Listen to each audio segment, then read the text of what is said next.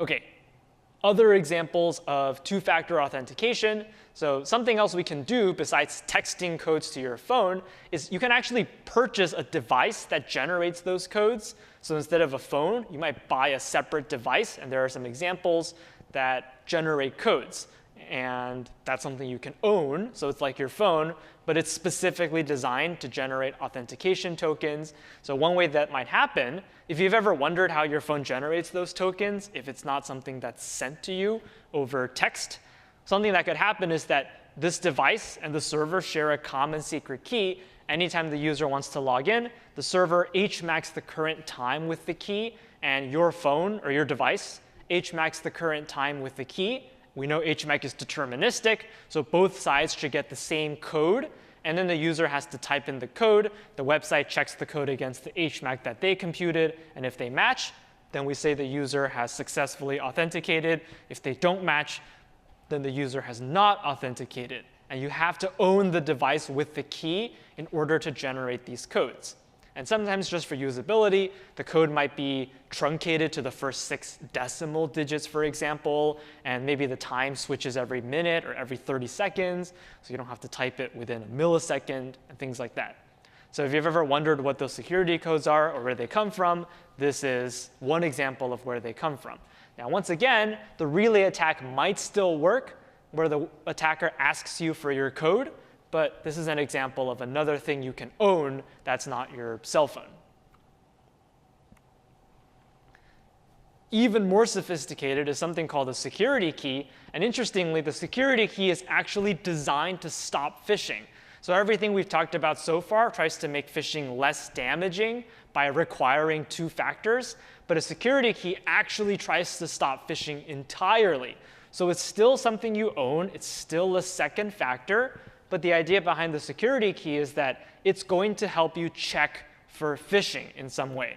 So won't go into all the details, but one example of how the security key might work is that it generates a key pair, like a public-private key pair. The website gets the public key. The security key gets the private key. And the security key is an actual device that you own.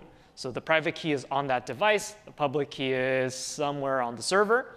And so if the user wants to log in, the server will encrypt some secret using the public key. And I guess it will first send that to the security key. The security key device will sign that random number. It will also sign the current website name, like what website you're trying to log into, and send that back to the server. And the server will verify the signature to see if you are who you say you are. So it's kind of like using cryptography to replace passwords. Instead of you typing your password, you're going to have your magic device sign a secret back to the server, and the server can verify your secret to make sure that you are who you say you are. Some details are omitted, but that's kind of the idea. It's using digital signatures in place of human-typed passwords or a code on your phone. Now, what's interesting is that instead of just signing a secret to say who you are, the signature can also sign a message that says, here's the secret that you wanted me to sign, so you know it's me. And also, here's who I think you are. So the security key can say, I think I am currently trying to log into google.com. And then I'll send that back to the server. Now, if, for example, we do one of those relay attacks with the security key, then what would happen here is instead of Google sending a code, Google would send some value and tell the victim, you need to sign this with your security key and send it back to me. That's what one of these is supposed to say. So if the attacker sends a secret and asks the victim to sign it, the victim will sign it and say, the attacker's the one that asked me to sign it. And when I send the signature back to Google, Google will say, this makes no sense. I wanted you to sign google.com, but you signed for evil.com.